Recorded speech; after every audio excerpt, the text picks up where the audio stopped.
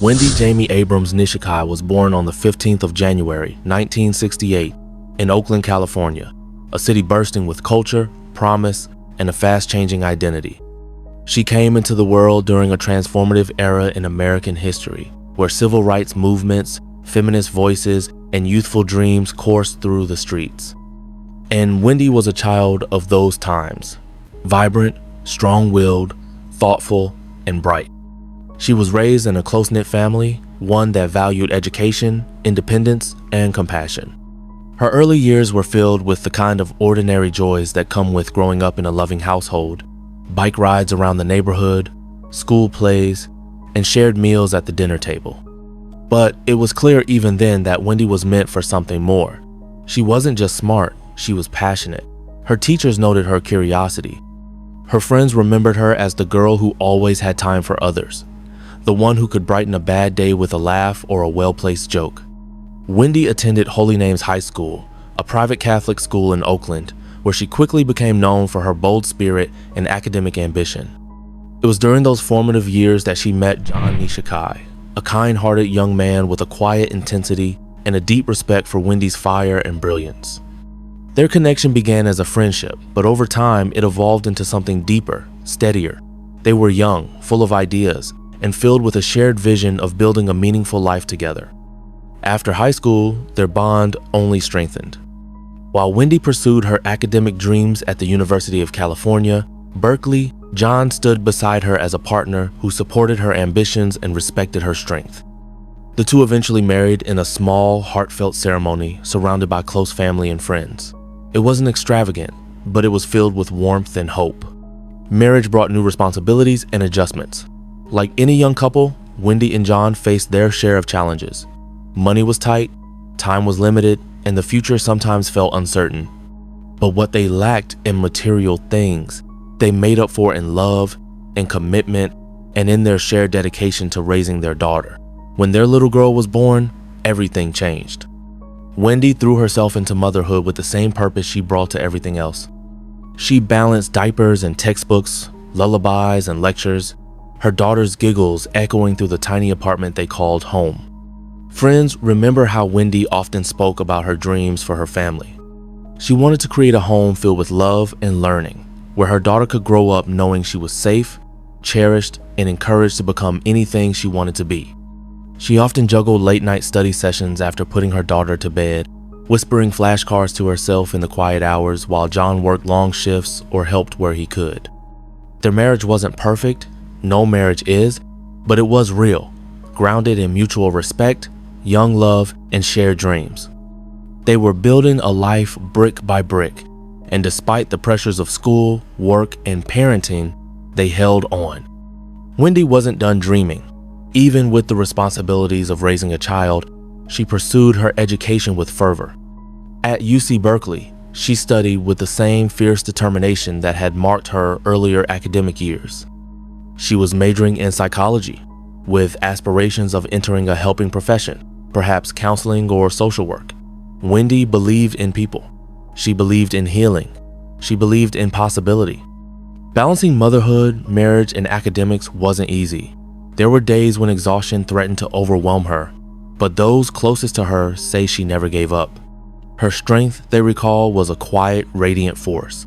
She walked the campus in jeans and oversized sweaters, books pressed to her chest, her mind always working, always questioning. She was known to be extroverted, sociable, and full of light, never one to wallow in despair. And then, on Halloween night in 1989, that light disappeared. Wendy had been in Berkeley that evening. No one knows for sure what her plans were or who she was meeting. But what's certain is this: she never came home. She vanished into the night, leaving behind her books, her apartment, her daughter, and a trail of questions that would remain unanswered for decades. At first, her disappearance was met with confusion. This wasn't like Wendy. She was a devoted mother, a conscientious student, a responsible young woman. Her loved ones filed missing person reports. Flyers were distributed. Friends and family made calls, begged for information, and walked the city searching for signs. But there was nothing. No leads, no sightings, no voice on the other end of the phone saying, "I'm okay." Silence swallowed her whole. Just a few months later, in February 1990, deep in the forested wilderness of Colfax, California, 130 miles northeast of Berkeley, a chilling discovery was made. At the bottom of a remote embankment off Yankee Jim's Road, a passerby found skeletal remains scattered among the trees. The body was female. She had died violently, her remains hidden away where few would think to look. She was dubbed Jane Doe. No identification, no belongings, no immediate clues. Authorities did what they could, but this was 1990. DNA was still an emerging tool, limited and expensive. With no missing person match and no way to trace her identity, Jane Doe was laid to rest with her name still missing. Wendy's family, meanwhile, lived in limbo. Without evidence of death, they held on to hope, but grief stalked them every day. Years passed. Her daughter grew up without her mother. Her high school friends graduated, started families, and carried Wendy's memory with them. Her name became a whisper, spoken in family kitchens and community prayer groups, where the pain of not knowing weighed heavily. But time has a way of catching up with truth. In 2023, the Placer County Sheriff's Office established a cold case investigations team, determined to revisit old cases with fresh tools and forensic advancements. Wendy's Jane Doe case was one of them. DNA from the skeletal remains was submitted for forensic genealogy, a revolutionary process that compares unidentified DNA with publicly available genetic profiles to identify relatives. After months of meticulous work, investigators found a possible match.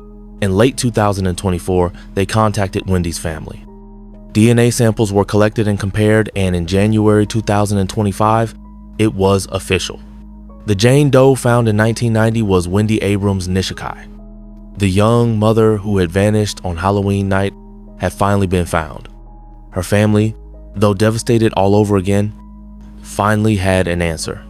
35 years of silence were shattered with a single phone call.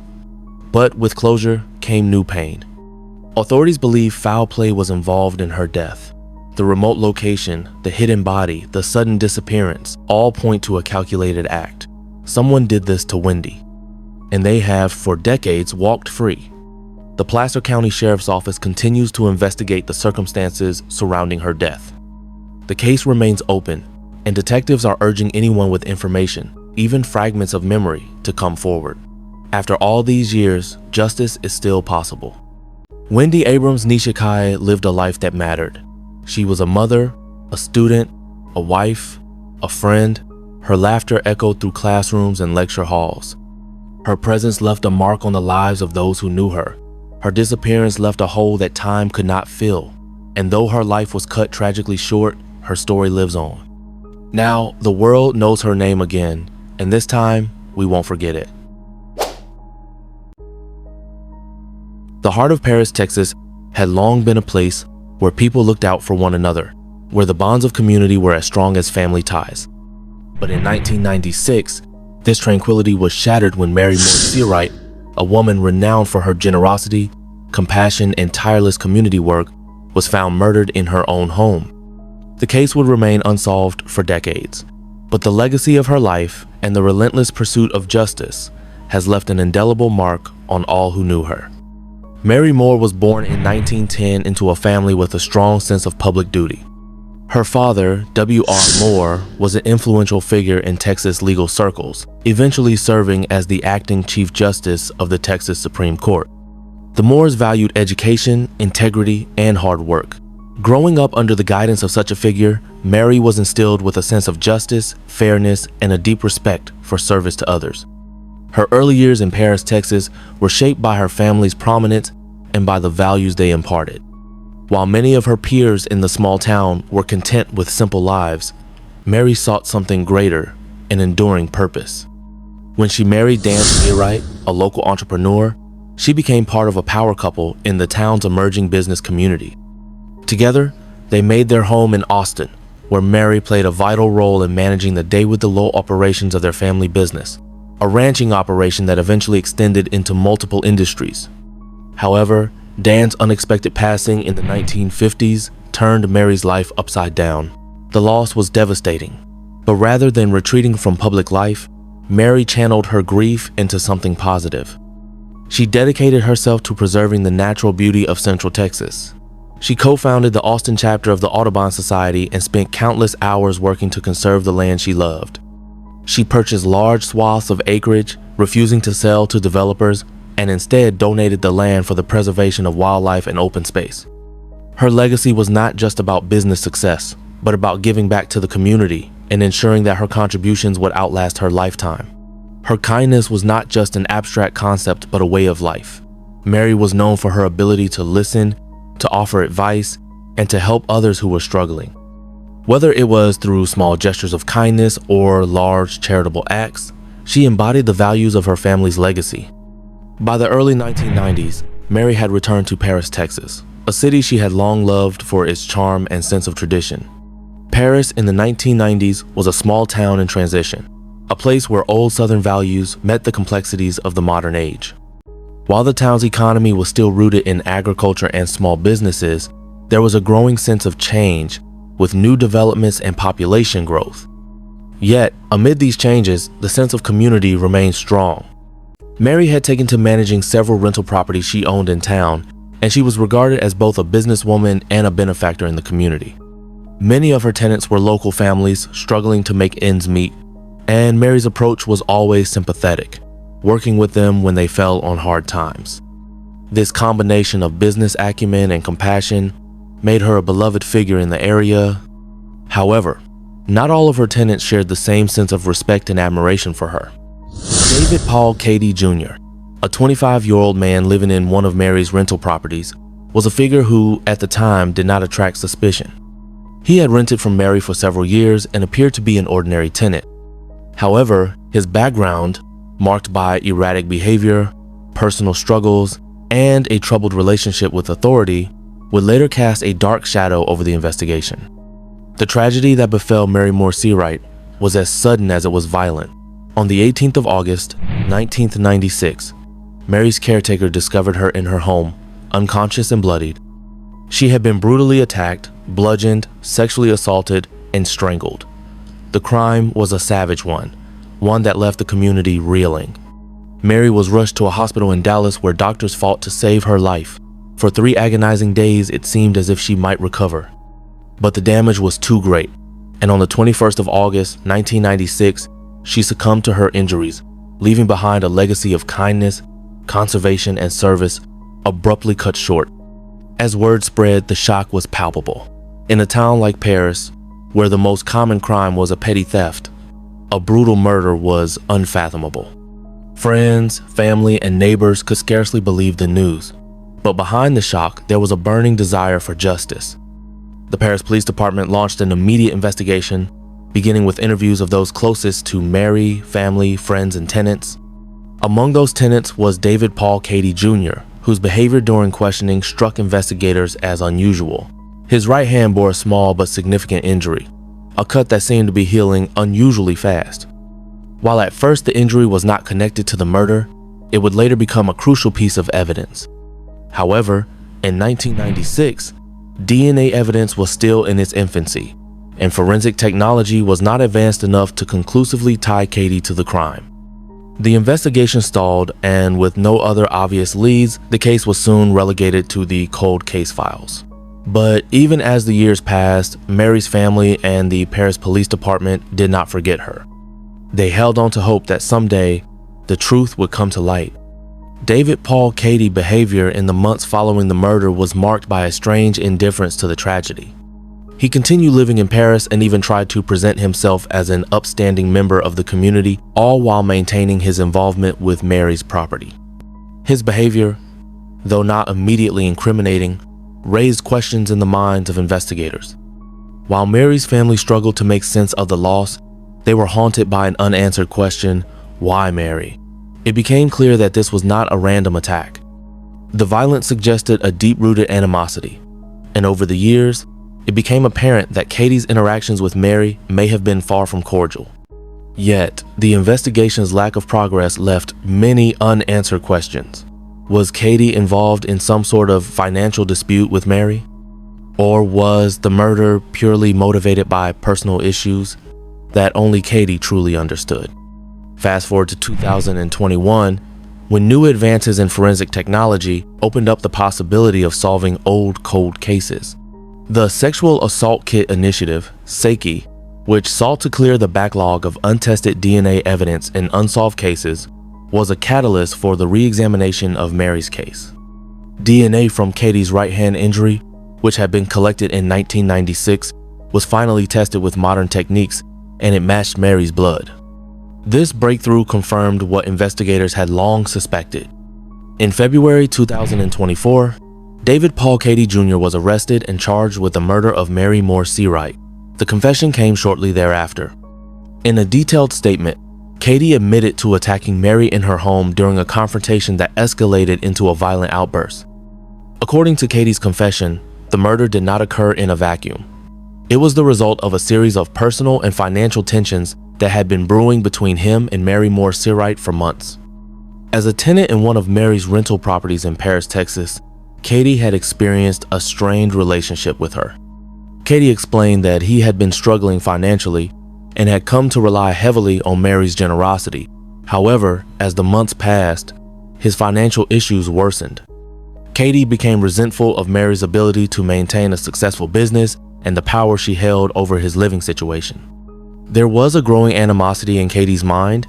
He saw Mary as someone who had the means to help him, but had not done enough. The resentment he harbored was exacerbated by his personal frustrations and deteriorating mental health. The tension finally reached a boiling point in the early summer of 1996. Katie claimed that on the evening of the murder, he went to Mary's home with the intention of confronting her. He had decided that he would demand more financial help, although he also harbored darker thoughts about what might happen if she refused. Katie's account of the attack itself was chilling in its detail. He confessed that when he arrived at Mary's home, they began arguing almost immediately. Mary, ever the composed and level-headed woman, had likely anticipated his visit and was ready for a conversation. However, Katie claimed he was enraged by her refusal to offer him any further assistance and the way she dismissed his demands.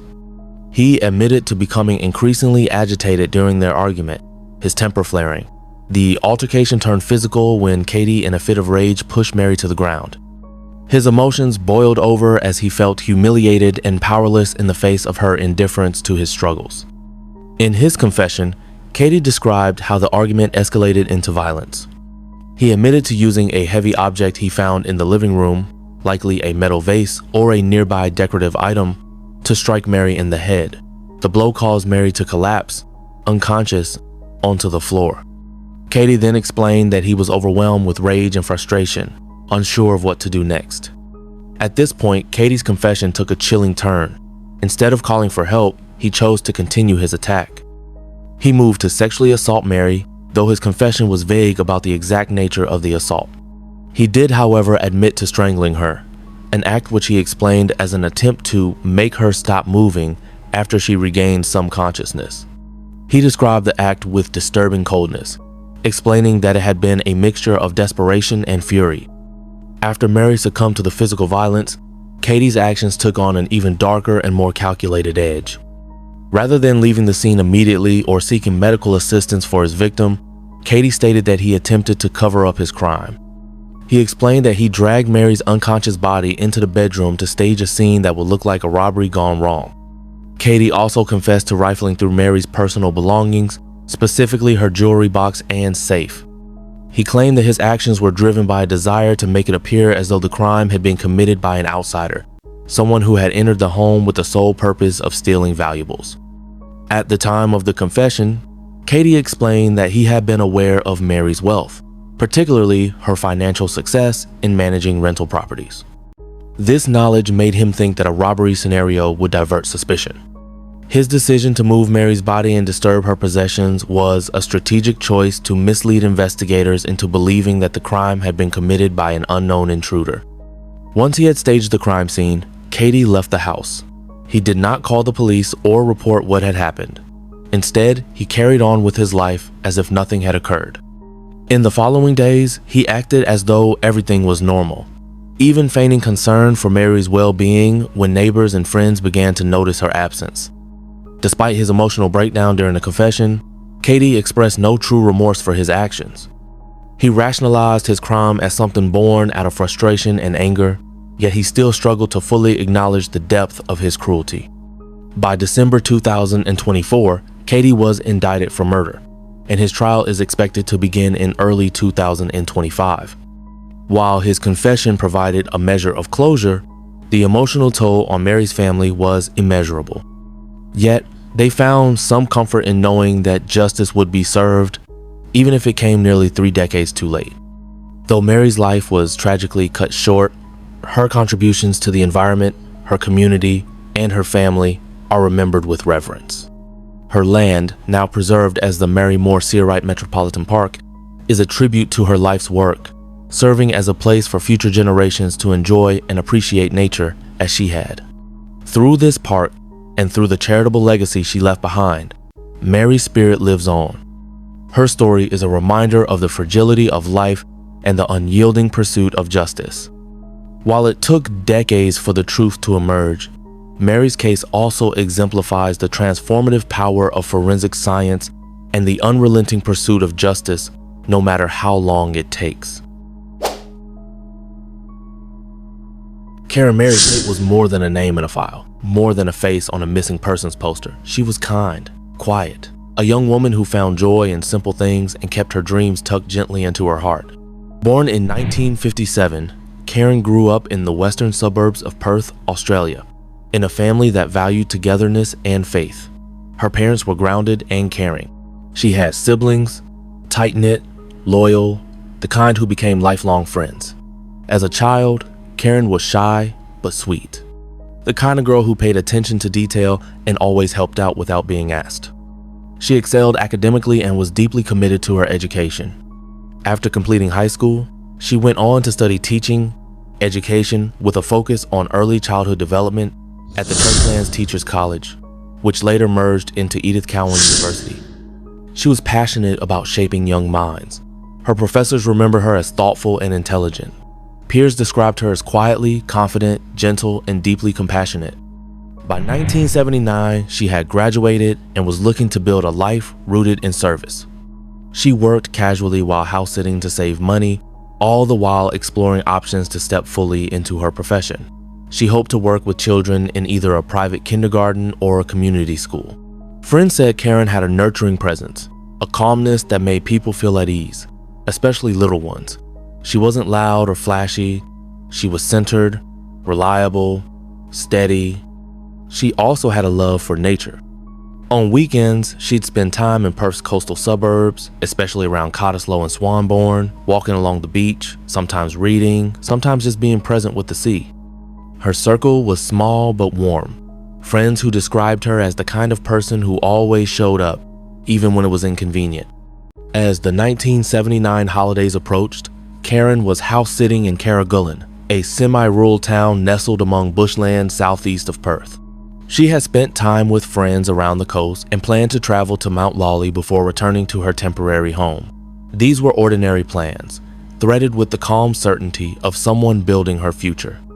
But then, she vanished. Days later, on the morning of the 30th of December, 1979, Karen's body was found. She'd been murdered and dumped in dense bushland within the Canning Dam catchment area, about 800 meters south of Brookton Highway, a tranquil patch of wilderness turned crime scene. Her final moments, still unclear. Her last expressions, still lost to the wind. What remained was devastation, etched into the hearts of her family and the minds of detectives who would carry the weight of her unsolved murder for decades to come. A DNA profile was collected at the time, an unknown male. But in 1979, DNA meant little. There were no databases, no genome tracing, no breakthroughs. Only a raw ache and unanswered questions. Years passed, then decades. Families grew, detectives retired, time marched on, but the silence around Karen's case grew louder. The weight of not knowing hardened into something cold and permanent. Her sister, Anna Marie, and brother, Matt, carried that silence with them. Year after year, Christmas after Christmas, knowing that somewhere out there was a man who had walked away from a life he destroyed. But in 2024, that silence cracked. The cold case homicide team, Armed with patience and something Karen never lived to see, modern DNA technology turned to investigative genetic genealogy. The once isolated DNA profile was uploaded to a public genealogy database. From there, they traced genetic relatives. Then they built a tree. Not a small one, a massive one. Over 10,000 people, each name a possibility, each branch a breadcrumb. Eventually, all clues pointed to Terrence John Fisher, a former soldier, a carpenter by trade, and a man who lived in the Rivervale and Manning areas back in 1979. Close to where Karen disappeared, close to where she was found, close enough to matter. Fisher died in 2000. He took whatever secrets he had to the grave. But his DNA, his genetic footprint, did not vanish. It remained, locked in evidence boxes, waiting for a world that could finally read it. Police named him as the suspect in Karen's murder, and that changed everything. It just gives you more faith, said Anna Marie Tate. Faith in the detectives, in the police, in all the people that work together to solve these sorts of crimes. There was peace in knowing that Fisher couldn't hurt anyone else. I wouldn't use the word closure, she added, but I personally felt good about it. We've been on this for so many years now that it's good to put an end to it. Her brother, Matt, disagreed gently. He did like the word closure. For him, the suspect's identification was more than just a name, it was release, a lifting of the burden. It was uplifting, he said, but he wasn't done. He urged anyone who had known Fisher to come forward. There was something strange about the whole thing, he said.